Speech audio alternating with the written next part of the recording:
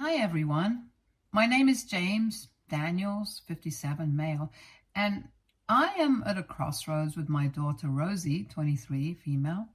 About 7 years ago, when Rosie was just 16 years old, my wife Linda, 55, female, left us.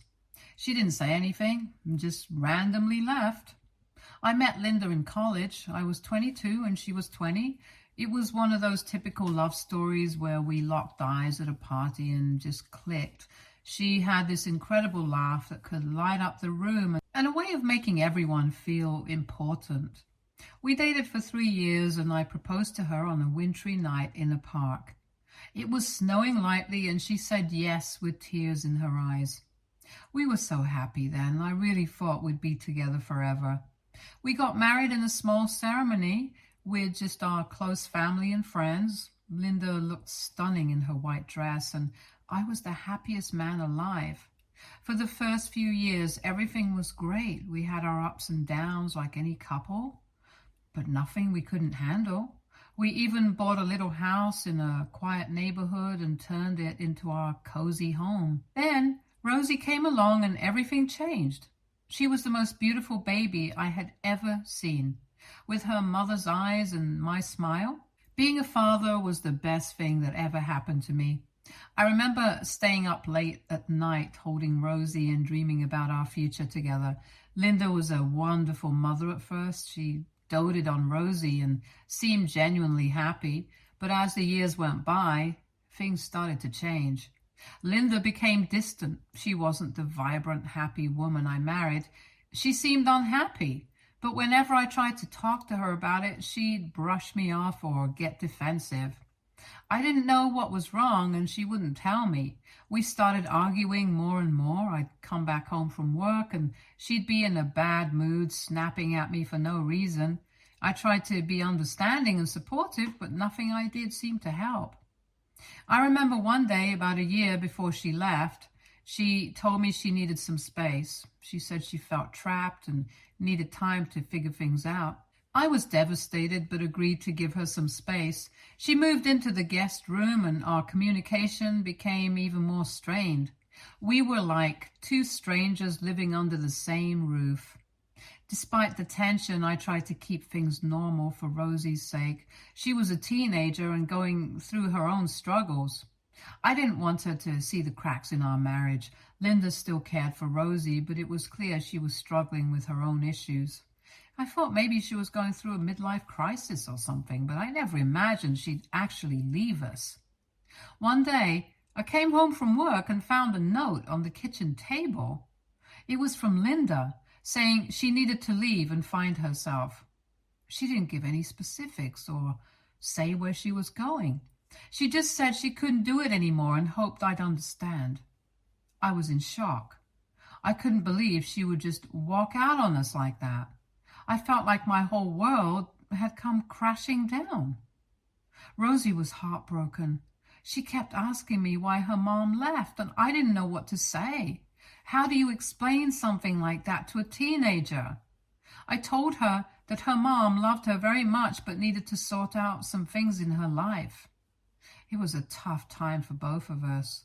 Rosie and I grew closer as we tried to navigate our new reality without Linda. Later, I found out that Linda actually left me for someone else. She sent me divorce papers a few months later. I signed them just to get it over with. Soon after that, she got married to David, 59, male. Now, as a man, my self-esteem was extremely low. There was no denying that Linda left me because David was richer. However, eventually I got over it. Finding out she left me for someone else was a huge blow. It felt like a knife in the heart. I remember sitting on the couch, staring at those divorce papers, trying to process everything. I couldn't believe she had moved on so quickly, and to someone who was frankly way better off financially. It made me feel like I wasn't good enough, like I couldn't provide what she needed. David was a successful businessman. I'd seen pictures of him online, and he looked like he had it all. Fancy cars, a big house, the works. I couldn't compete with that. I worked a regular job, just enough to pay the bills and provide for Rosie. Linda had always been supportive of my work, or at least I thought she was. I never imagined she wanted more, that she felt like she was missing out on the luxurious life. When she married David, I was devastated. I felt like I was being replaced not just as a husband, but as a father too. David was the kind of guy who could give her everything she ever wanted, and that stung. I spent a lot of time questioning myself and wondering what I did wrong. It was a dark period, and I often felt like I was drowning in my own self-pity. For a while, I just went through the motions. I took care of Rosie, went to work, tried to keep things together, but inside, I was a mess. Rosie noticed, of course. She tried to be strong, but I knew she was hurting too. She missed her mom, and it was hard for her to understand why Linda chose to leave us for someone else. Eventually, I realized I had to pull myself together for Rosie's sake, if not for my own. I couldn't keep living in the past and letting it ruin my life. Years passed, and Rosie got more used to life without her mom. She stopped asking questions and just accepted that Linda wasn't around. She focused on her college and friends, and I think that helped her cope. But then, one day, out of the blue, Linda reached out to her. I remember the day Rosie told me her mom had called her. She was so excited, but also nervous. She didn't know what to expect, and honestly, neither did I. They started talking on the phone, and soon after they met up for coffee. Rosie didn't tell me much about their conversation. She seemed happy, but I could tell she was also cautious. She didn't want to get hurt again. I tried to be supportive, telling her that it was good to have her mom back in her life. Deep down, though, I was scared. I didn't want Rosie to get her hopes up and then be let down if Linda decided to leave again. Over time, their relationship seemed to grow. They would meet up occasionally, and Rosie started mentioning her mom more often. She would tell me about their chats and the things they did together. It sounded like they were getting along, and that made me happy. Rosie deserved to have her mom in her life, and I hoped that Linda would stay this time. Things took a turn a few months ago when Rosie told me that she was getting married. She was so excited, and it made me happy to see her so thrilled. She also mentioned that she would be inviting Linda and David. While I wasn't too thrilled about seeing them, I was genuinely happy for Rosie. It was her big day, and I wanted it to be perfect for her. Rosie started planning the wedding with so much joy. She talked about the dress, the flowers, the venue. I was excited to see my little girl get married and start this new chapter in her life. We had a few planning sessions where she shared her ideas, and I offered my help in any way I could. I thought everything was going smoothly and that I would be part of this special occasion. However, about 2 weeks ago, Rosie came to my house saying that she wanted to say something important. She looked serious, and I could tell she was nervous. I thought maybe she was going to ask for advice or tell me something about the wedding plans, but it was something much more unexpected. She sat me down and told me that Linda and David were willing to pay for the entire wedding, but there was a condition. They would pay for everything, given that I wouldn't come to the wedding. I was shocked. I didn't know what to say at first. I just sat there staring at her, trying to process what I had just heard. I told her this was ridiculous and that I was her father. I couldn't understand why she would agree to such a thing. I asked her who would walk her down the aisle if I wasn't there. She said David had agreed to do that. Hearing that was like a punch to the gut. I was hurt and confused. I saw it in her eyes that she had already made her decision, and that broke my heart even more. I asked her how she could do this to me. After everything we had been through together, how could she just cut me out of such an important moment in her life? She almost seemed annoyed by my question, like she didn't understand why I was so upset. She said that David was better because he could afford to pay for the wedding. It was like she didn't even care about my feelings. I was heartbroken. I couldn't believe my daughter, my little girl, who I had raised and loved, could be so cruel. It felt like all those years of being there for her meant nothing now. I told her, okay, if that's what she wanted, then I was okay with it. But I wasn't fine with it. at all. Inside, I was shattered. It felt even worse than when Linda left me. At least then I had Rosie to hold on to. Now it felt like I had lost her too. I was in no way a poor man. I had a good job and a comfortable life, and I always managed to provide for Rosie, but I definitely couldn't give her the kind of extravagant wedding that Linda and David could. They had money and connections that I just didn't have. Still, I had one thing I had been saving to give her as a wedding gift, something that meant a lot to me. My parents left me a property in a highly affluent neighborhood. It was a beautiful house, much nicer than the one I lived in. I had always thought of it as Rosie's inheritance. I had planned to give it to her on her wedding day as a surprise gift. I thought it would be a perfect start for her new life. It was my way of showing her how much I loved her and how much I wanted to support her future. But since I wasn't invited to the wedding, I started to question if there was any point in giving her this gift. I mean, why would I give her something so valuable if she didn't even want me at her wedding? It hurt to think that she might not care about my gift, just like she didn't seem to care about my feelings when she chose David over me. I have a niece, Lily, who's 19 years old. She's a sweet kid and I love her a lot. She's always been there for me and we have a great relationship. She's studying hard, working part-time and dreaming of her own future. She's kind and thoughtful and has always made an effort to keep in touch, even when things got tough with the family. I started to think about giving the house to her instead.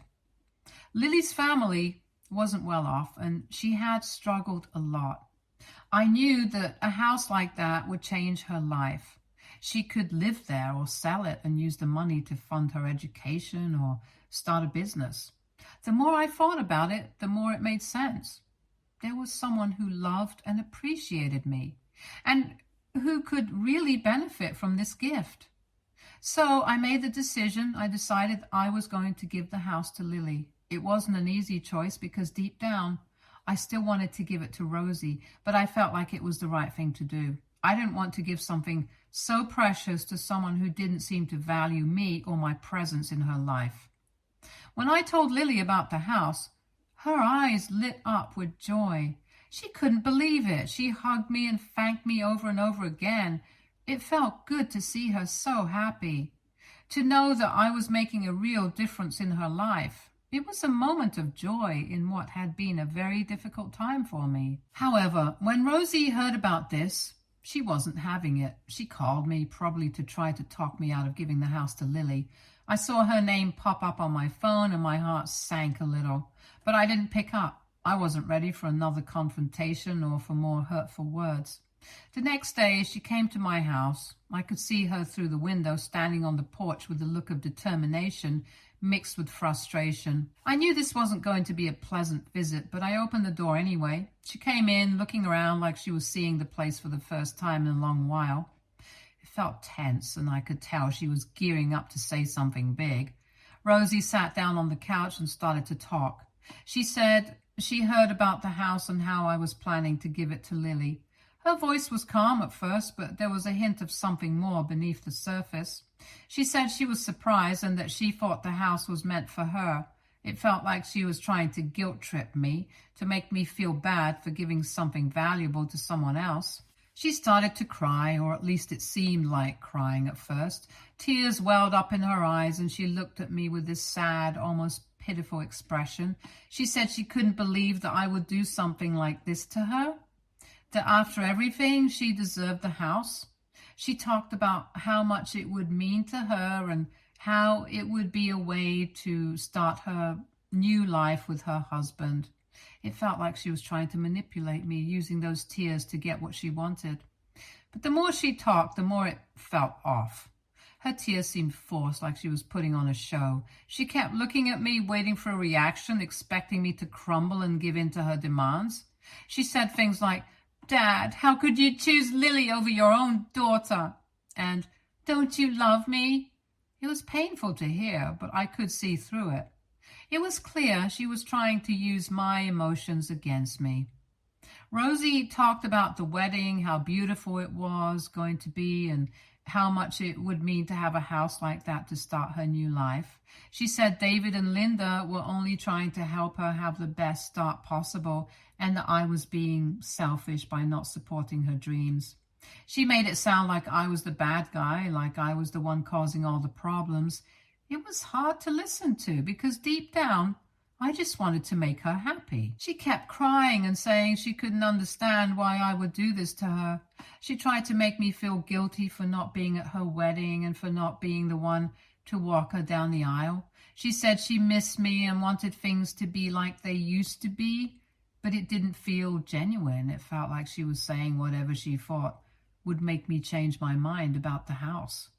She even said that I can come to the wedding if I want. It felt like a last-ditch effort to win me over.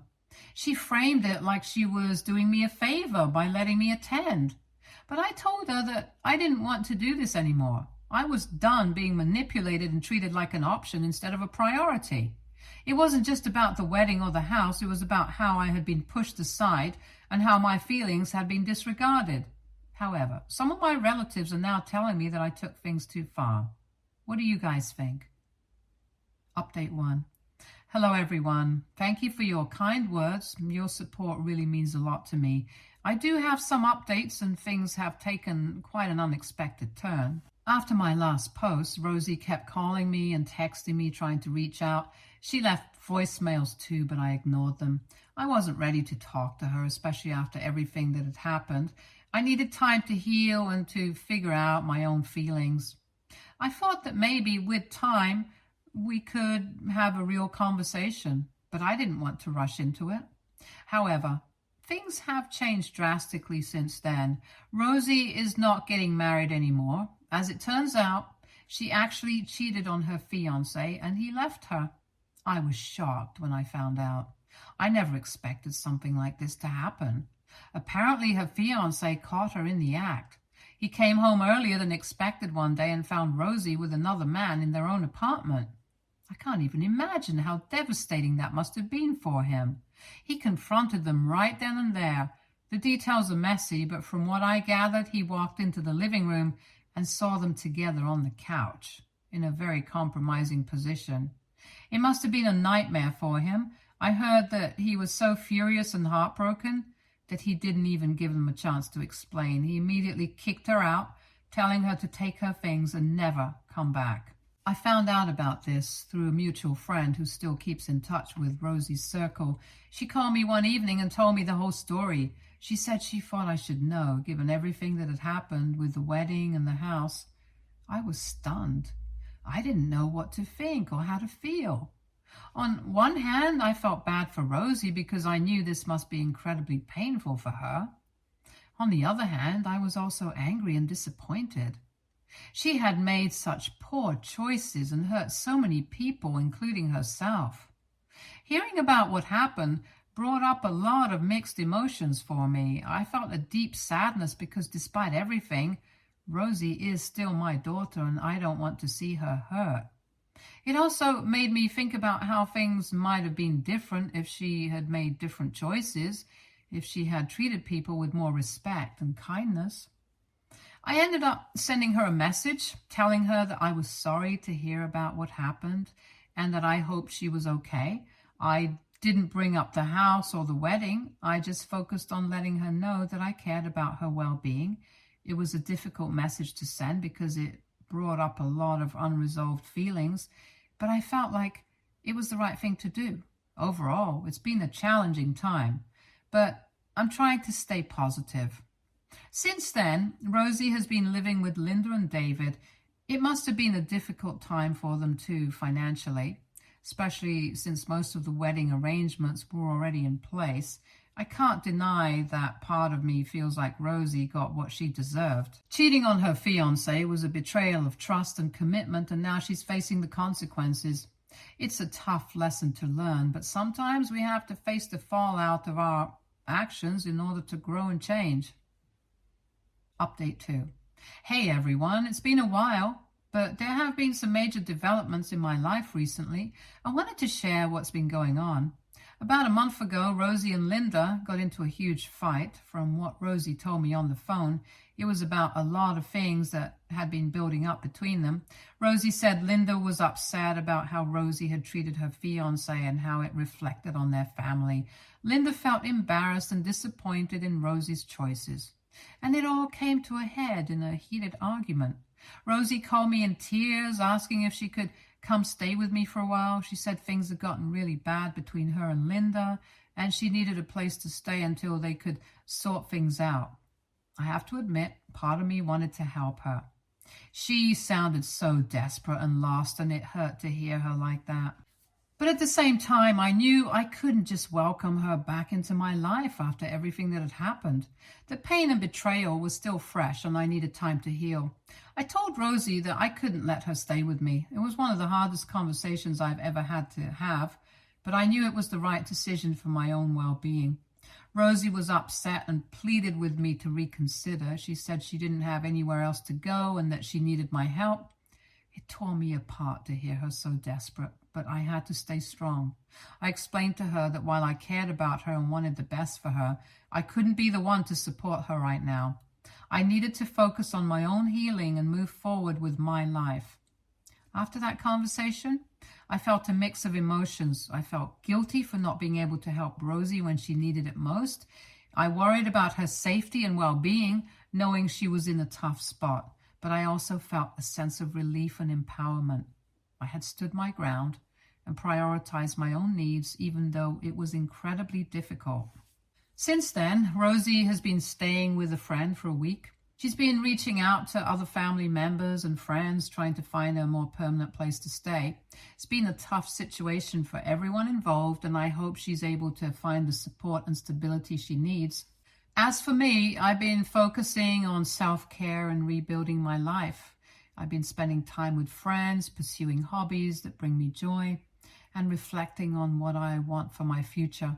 It's a process, and there are good days and bad days, but I'm taking it one step at a time. I know some people might think I was too harsh in not letting Rosie stay with me. They might say that families should always support each other, especially in times of need. And while I understand that perspective, I also know that sometimes tough love is necessary. I need to set boundaries for my own emotional well-being, and that meant saying no to Rosie's request. Update 3. Hey everyone, it hasn't been long since my last update, but there's been a new development that I wanted to share with you all. A few days ago, something unexpected happened. Rosie tried to get into my house. It was a shock because she still had the spare key that I had given her a while back for emergencies before everything fell apart between us. When I arrived home from work, I walked into the living room and there she was, sitting on the couch. I was taken aback and didn't know what to say at first. I asked her what she was doing there, but she seemed determined and refused to leave. She said she didn't have anywhere else to go and that she needed a safe place to stay. It was clear she was in a tough spot, but I was not prepared for her to show up like this. I took a deep breath and tried to remain calm, but I also knew I had to set boundaries. I told her firmly that she wasn't invited into my house and that she needed to leave.